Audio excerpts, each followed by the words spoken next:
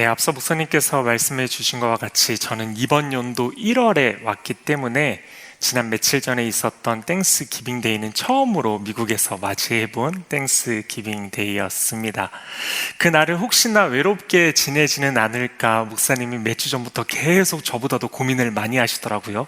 저는 안 경험해 봤으니까 이게 외롭게 될지 이런 것도 전혀 모르죠.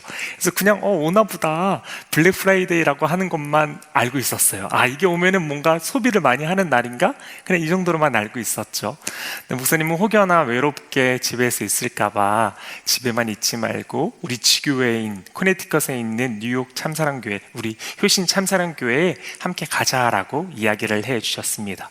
그래서 그 전부터 함께 가서 거기 계신 목사님하고도 교제하고 싶고 거기에 있는 자연도 보고 싶었거든요. 그래서 기대하는 마음들이 좀 있었습니다. 근데 그 날짜가 이제 다가오고 있는 거예요. 땡스기빙 데이가 오면서 코네티컷에 가는 그 날짜가 다가오고 있는데 제 안에 기대감보다는 조금씩 다른 마음이 생기기 시작하는 거예요. 땡스기빙 데이가 다가오기도 하지만 제 설교 날짜도 다가오고 있는 거였거든요. 그래서 가고 싶다라는 마음보다는 그냥 외롭고 싶다라는 마음이 더 강하게 왔던 것 같습니다. 차라리 외롭게 그냥 여기 남아서 설교 준비하고 싶어 막 이런 마음들이 생겼던 거죠. 이런 마음이 아마 목사님에게도 전달이 된 것 같습니다. 목사님께서 이야기를 하시더라고요. 부담되지 그냥 오지 말고 너무 부담되면 남아서 설교를 준비하셔도 됩니다 라고 목사님께서 이야기해 주셔서 바로 감사합니다 하고 떠나지 않고 남아서 설교를 준비했습니다. 설교를 준비하는데 또 이런 모습이 외로워 보일까봐 동역자들이 많이 또 생각해 주시더라고요. 그래서 아까 사진에 보신 것과 같이 저처럼 이렇게 외로운 사람들이 함께 모이는 청년들의 모임이 있었거든요. 그래서 여러 상황과 여건 때문에 가족과 함께 지내지 못하는 청년들을 청년 담당 목사님께서 자기 집에 초대해서 식사를 먹는 자리였어요. 거기에 목사님도 오세요라고 해서 저랑 이제 아내 그리고 아이도 같이 가서 귀한 나눔의 시간들을 가졌습니다. 그렇게 효신의 청년들과 함께 시간을 보내게 된 것이죠. 사진 넘겨주세요. 청년들과 많은 이야기들을 하면서 이런 여러 가지 질문들을 나누기도 했었는데 궁금한 거예요. 저는 이제 온 지 이제 딱 1년 됐는데 여기 있는 청년들은 미국에 온 지 얼마 됐나? 이런 궁금증이 생겨서 물어봤습니다. 얼마나 됐어요? 얼마나 됐어요? 물어봤더니 한 번도 한국에 가보지 못한 청년도 있었고 유아 시절 때 와가지고 한 4살, 5살 이때 와가지고 아직까지 한 번도 안 가봤습니다 라는 청년도 있었고요. 막 한국에서 열심히 응원하던 때가 있었죠. 2002년 월드컵 그때 미국에 와서 그 이후로 한 번도 간 적이 없습니다 라는 청년들이 있는 거예요. 그래서 제가 물어봤어요. 다들 조금 오래되신 것 같은데 최근에 한국에서 오신 분 있어요? 물어봤더니 다 10년 이상 되셨더라고요. 청년들인데 다 10년 이상 넘게 한국을 한 번도 못 가본 청년들이었습니다. 그래서 자기가 생각하고 있는 한국에 대한 과거의 이야기들을 꺼내면서 지금 많이 한국 바뀌었죠? 많이 변화됐죠? 이런 이야기들을 나누곤 했습니다. 그 모임이 다 마치고 나서 또 다른 한 집사님을 만나게 됐는데 그 집사님은 최근에 한국에 다녀오신 집사님이셨어요. 33년 정도 됐다고 하시더라고요. 30년이 넘는 시간 동안 바쁘게 이민생활을 하다 보니까 한국에 한 번도 못 간 거예요.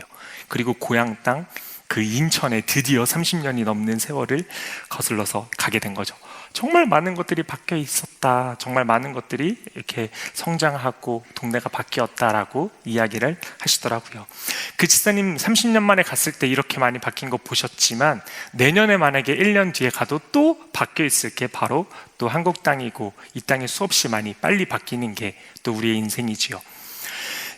제가 그 이야기를 듣게 됐어요. 인천에 내년에 가면 놀라운 것을 하나 보게 될 건데 아마 집사님 가시면 또 이제 놀라운 것을 보게 될 텐데 잠실에서 인천까지 가는 거리가 1시간 20분 정도 걸린다라고 해요. 인천 공항까지. 그런데 내년부터 새로운 항공 시스템이 생긴대요. 그래서 사람을 태우는 비행 시스템이 생겨서 비행 택시가 생겨서 헬리콥터인 거죠. 그래서 그 헬리콥터를 타면 잠실에서 인천 공항까지 20분이면 간다라고 합니다. 내년에 혹시 가는 성도님들 계시면 한번 타보시고 후기를 저에게 알려주시면 저는 못 갈 것 같으니까 알려주시면 감사하겠습니다. 이런 소식을 들은 많은 사람들이 이렇게 이야기를 하더라고요. 이제 돈만 있으면 뭐든 다 되는구나. 돈만 있으면 진짜 편리하게 살 수 있구나 라는 생각들을 많이 하게 되었지요. 그렇습니다. 돈이라고 하는 것 이것들을 가지고 있으면 우리가 많은 것들을 할 수 있다라고 생각하고 많은 것들을 누릴 수 있다라고 생각합니다. 오늘 본문 누가복음 18장에 등장하는 부자 관리, 이 부자 관리는, 이 관리의 이야기는 앞장 17장과 19장에 더불어서 영생에 대해서 이야기하고 있습니다. 영원한 생명, 하나님 나라는 어떠한 자들이 가느냐에 대해서 이야기를 하고 있는 거죠. 그리고 그에 대한 성경의 대답은 하나님 나라는 내 힘으로 갈 수 없으며 오직 믿음으로 가는 것임을 말씀하고 있습니다. 이 부자 관리 바로 이전에 어떤 이야기가 나오냐면 어린아이의 이야기가 나와요. 어린아이와 같은 자들이 천국에 갈 수 있다라고 이야기를 하거든요. 그럼 우리는 이렇게 생각을 하죠. 어린아이와 같이 어릴 때부터 신앙생활을 빨리 하면 가나? 아니면 어린아이와 같이 겸손하면 가나? 라고 생각할 수 있습니다. 그런데 한번 생각해 보면 어린아이는 어떠한 자입니까? 아무것도 할 수 없는 게 어린아이입니다. 우리는 커가면 커갈수록 많은 것들을 할 수 있게 되지요. 그런데 어리면 어려질수록 많은 것을 할 수 없게 됩니다. 그러면서 그 어린아이는 무엇을 의지하나요? 내가 할 수 있는 것을 의지하는 게 아니라 부모만 의지합니다. 어린아이와 같은 자가 천국에 갈 수 있다는 것은 오직 하나님만 의지하는 자가 천국에 갈 수 있다는 것을 말하는 것이지요. 내 힘으로 하려고 하는 자가 천국에 가는 것이 아니라 내 힘이 아니라 하나님의 힘, 하나님의 능력, 하나님만 붙잡고 나아가는 자가 천국에 가는 것이다라고 17장, 18장, 19장은 그 영생에 대해서 이야기를 계속 하고 있는 것입니다. 이 큰 진리 안에서 우리가 오늘 본문을 함께 나누고자 하는데, 오늘은 이 진리 안에서 구원뿐만이 아니라 우리의 모든 삶을 주관하시고 이끌어 가시는 주님 앞에 우리가 내려놓아야 할 것은 무엇인가에 대해서 함께 나누고자 합니다. 오늘 예수님께 나아가서 질문을 하는 한 사람이 있는데, 이는 부자 청년 관리입니다.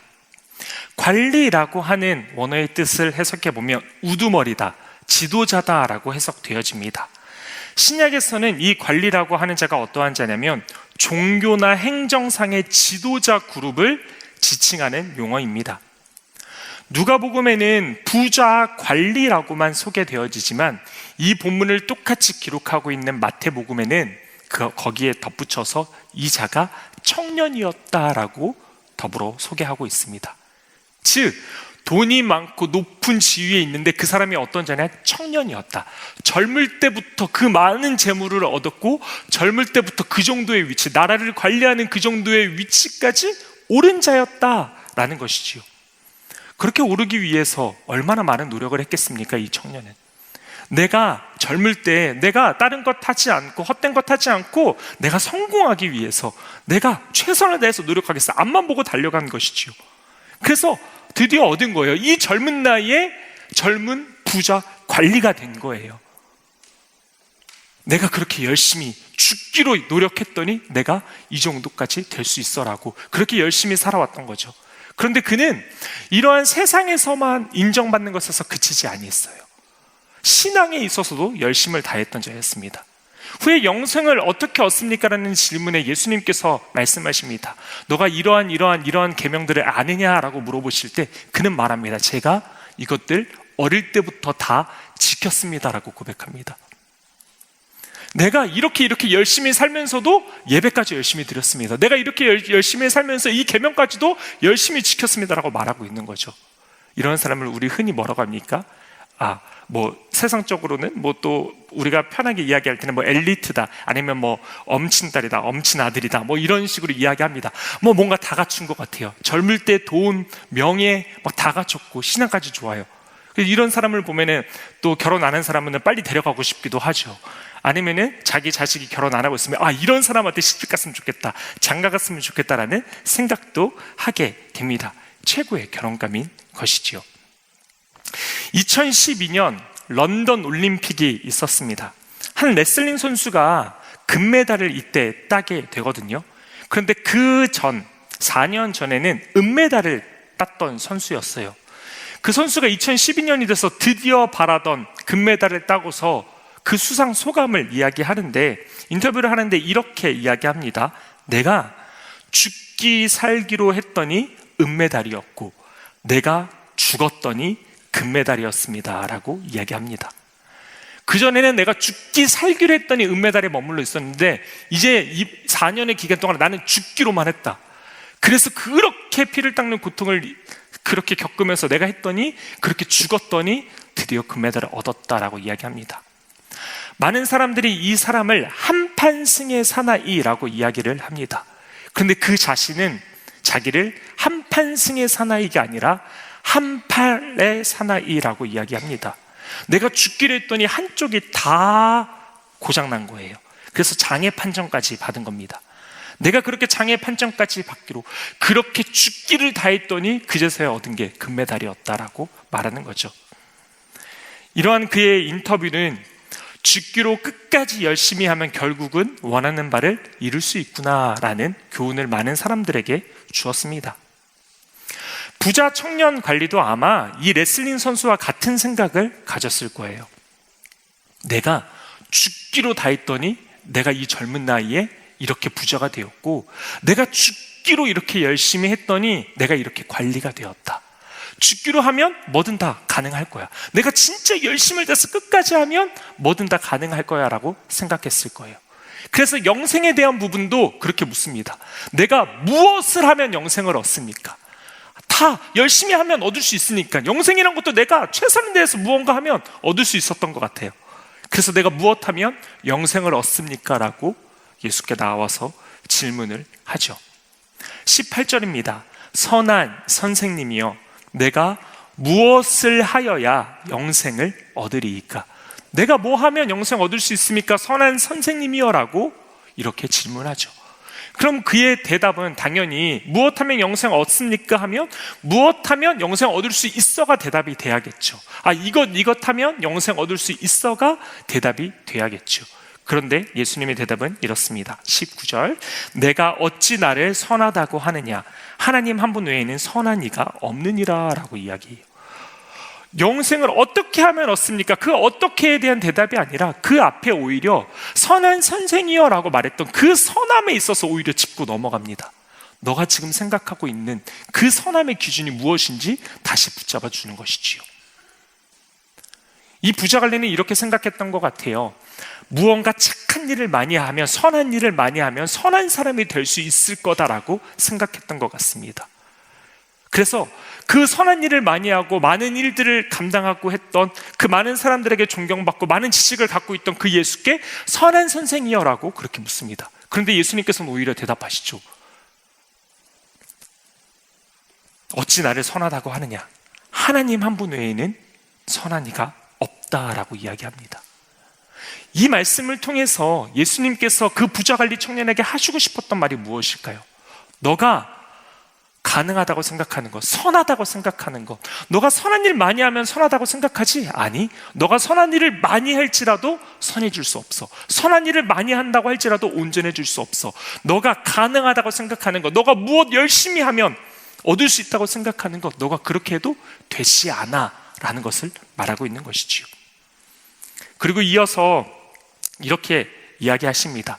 영생을 어떻게 하면 얻습니까? 라는 그 질문에 이어서 예수님께서 이렇게 말씀하십니다. 20절입니다. 너가 계명을 안 하니 간음하지 말라, 살인하지 말라, 도둑질하지 말라, 거짓 증언하지 말라, 내 부모를 공경하라 라고 말합니다. 그랬더니 바로 부자관리가 옳다구나 하면서 이야기해요. 내가 이거 어릴 때부터 다 지켰습니다. 그럼 저 계명 이거 다 지켰으니까 이제 저 영생 얻을 수 있습니까? 라고 생각했던 거죠. 그런데 사실 이것을 문맥적으로만 이렇게만 보면 이거 지키면 우리가 영생을 얻는 것처럼 보이지만, 이것을 다 행하면 영생을 얻는 것처럼 보이지만, 하지만 예수님께서 이 말씀을 통해서, 이 율법을 통해서 우리에게 하시고 싶으셨던 말씀은 너네들 이거 무조건 꼭 다 지켜가 아니었어요.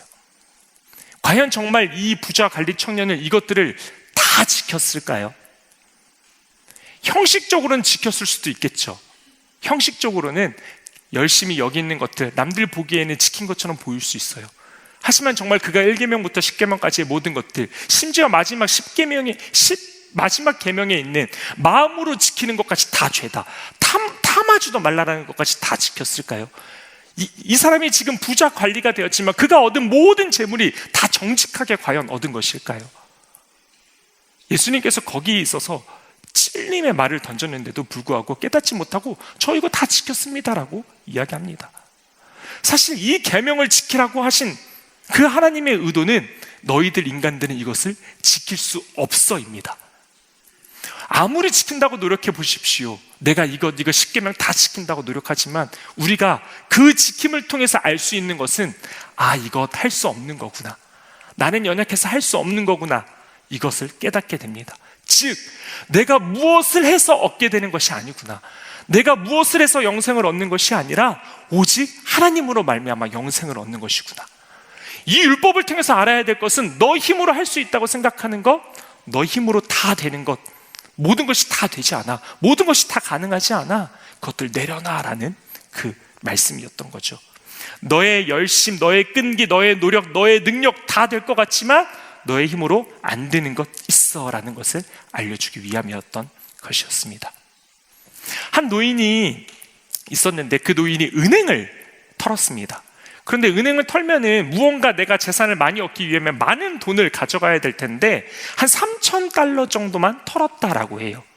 그리고 그 3,000달러를 털고 간 게 아니라 우두커니 그 은행 앞에 가만히 서 있었습니다.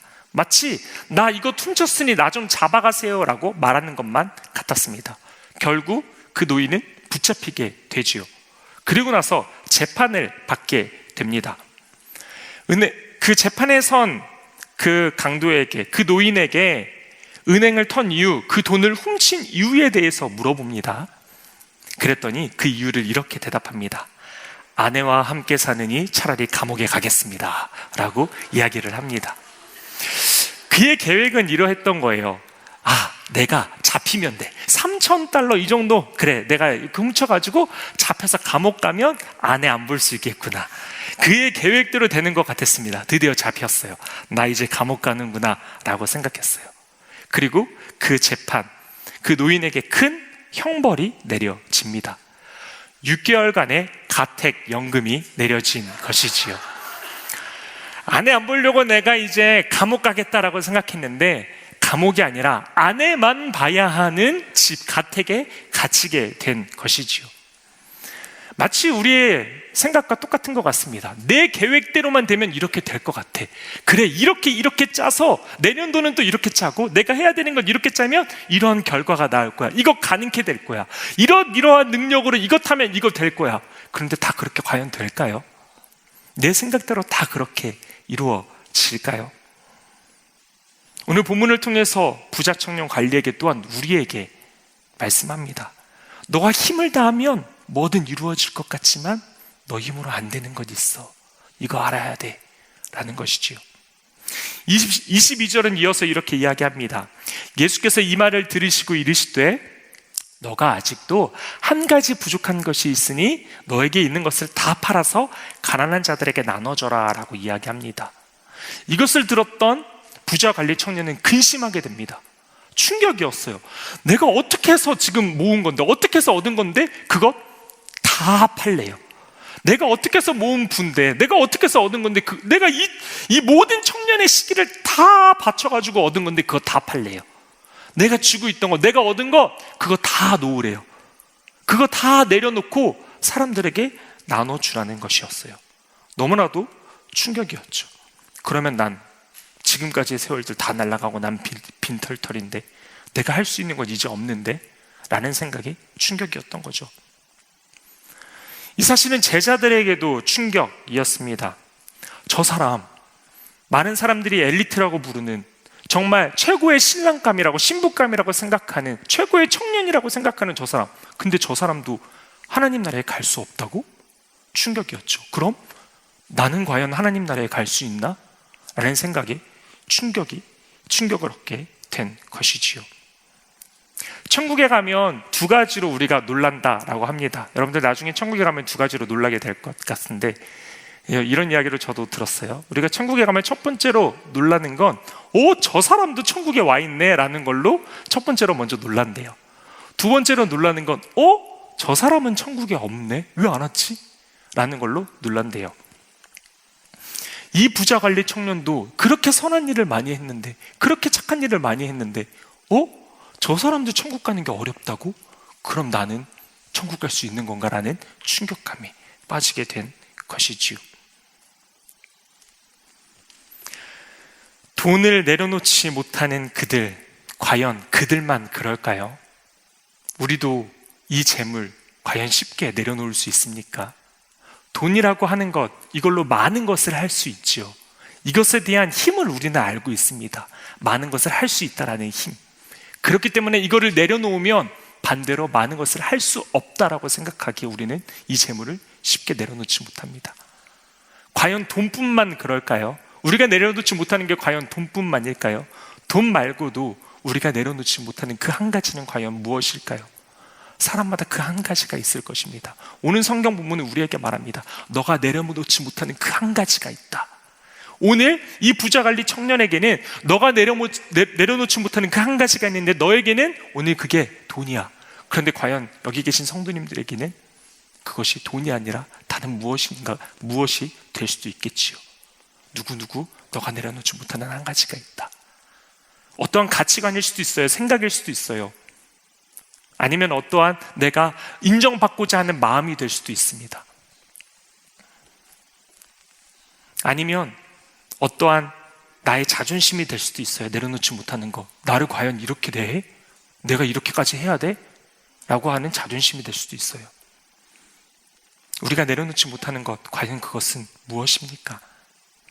얻기 위해서 부자관리 청년은 평생을 달려왔습니다. 그리고 영생을 얻기 위해 그 방법을 묻는 질문에 그 대답은 너가 얻은 것을 다 내려놓으라는 대답이었습니다.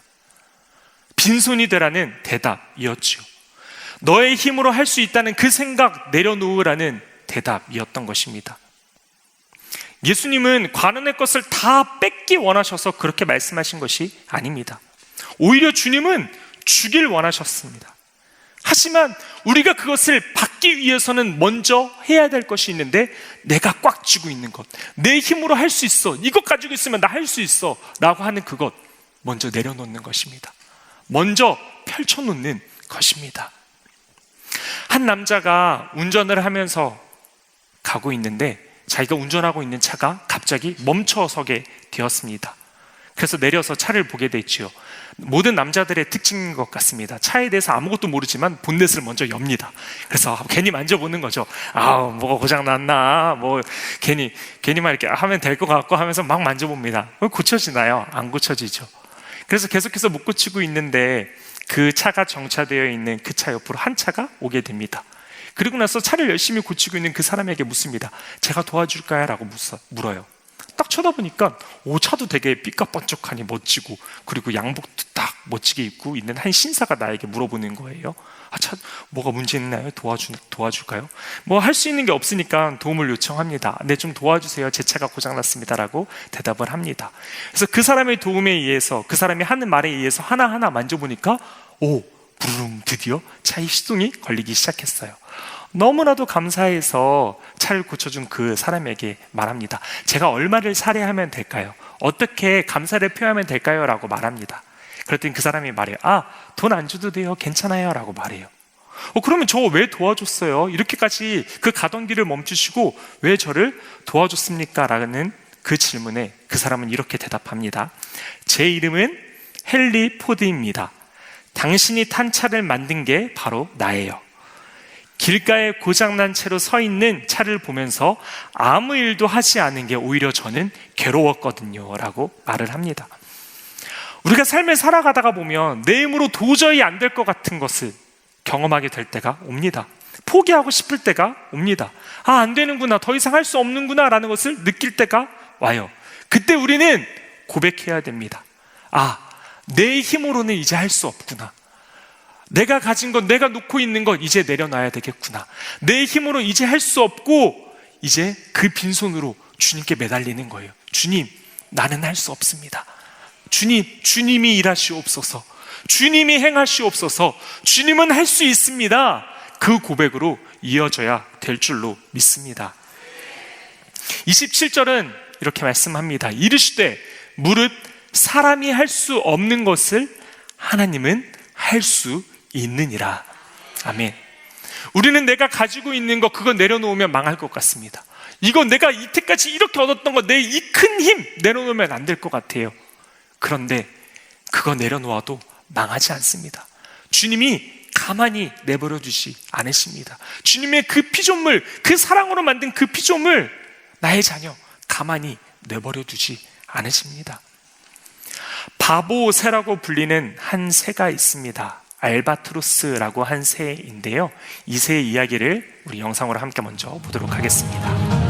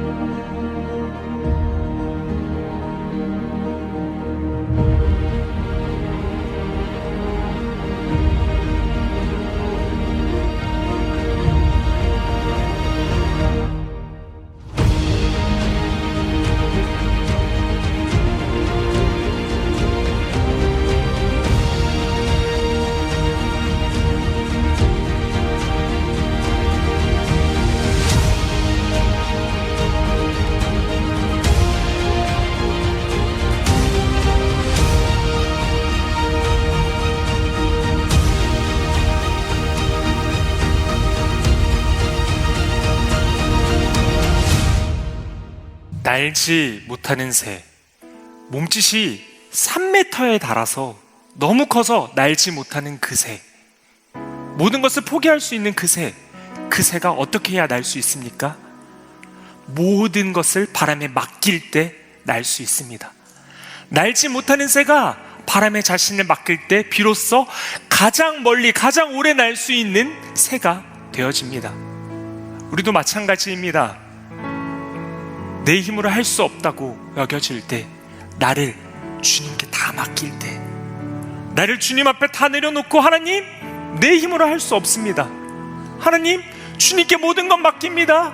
아버지, 나는 불가능하지만 주님은 하실 수 있는 주님이십니다.